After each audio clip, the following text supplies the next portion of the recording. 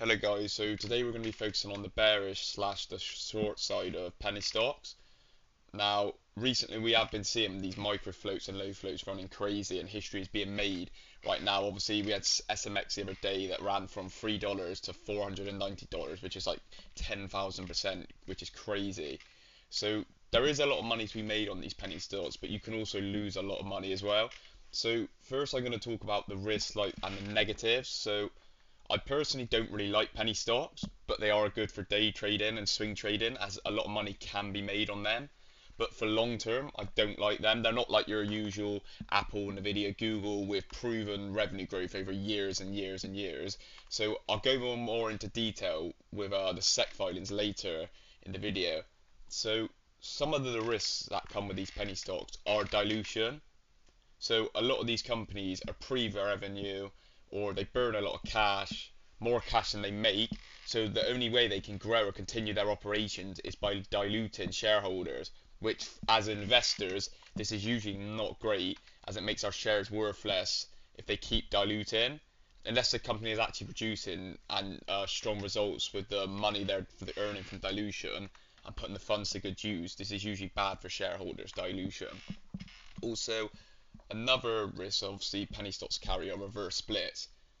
So I will show you a company that has done a lot of reverse splits that if you bought at the IPO price you would need a lot of money, you would need like a ridiculous price to even break even.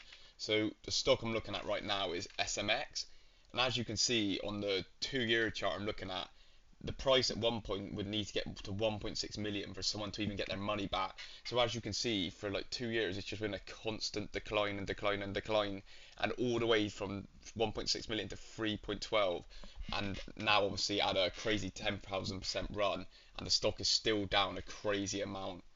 So this is the risk you run with penny stocks, especially ones that have a history of reverse splitting and diluting, because usually when a stock reverse splits, they tend to dilute a lot as well, straight after. So the next thing I'm focusing on now is the SEC filings. So these are very important and must-knows in my opinion. So first of all, we have the S3 filing, which shows the company is registering for future offerings. It's telling investors basically that they would be possibly diluting in the very near future. And the next filing is the S1, which is used to register new shares that will actually be sold right now or likely very soon. So that's another very important one. And then the next one is the 424B5 SEC Prosperous filing. It's used when a company is diluting right now, so with shares, warrants, or other securities. So this can obviously hurt shareholders as there are more shares being made available. And the next one is the Form 8K.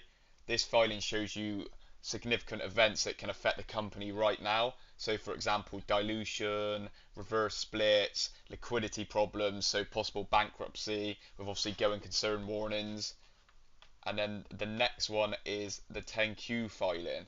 Now this one shows you going concern warnings, shares outstanding, warrants, convertibles, and ATM offerings at the market offerings. So the company may need to sell more shares as they need cash. So the next one is the 10K filing. It's similar to the 10Q filing, but it's a lot more detailed and it evaluates the company's long-term financial health, stability. So there's a lot of similarities with that and the 10Q. It is a lot of stuff to remember, so I do recommend taking a photo of this if you need. Some other key things you want to be looking out for is a stock's history. As I mentioned earlier, as you saw with SMX, they had reverse splits and diluted, and they've done this many times in their stock history, which you can check online.